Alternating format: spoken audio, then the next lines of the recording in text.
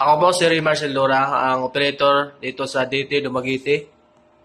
Ang machine dito ay ginagamit ng 6 na araw na may total na 155 meters.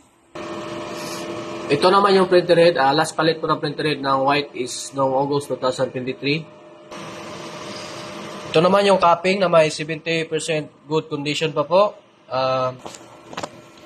Head clean.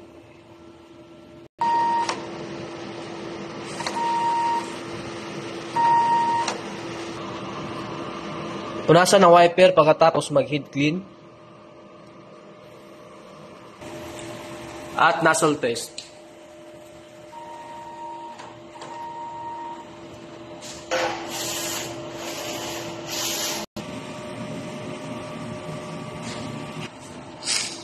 Ito naman yung ink tank system. Yung ink level natin ay sakto lang.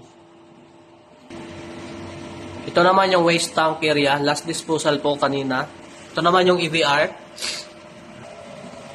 At ground wire.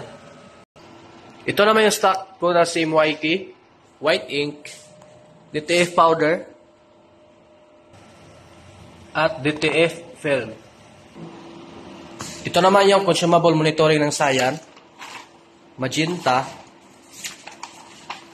yellow, black, DTF film, white ink, at DTF powder. Ito naman yung daily output record at printer daily checklist. Salamat po.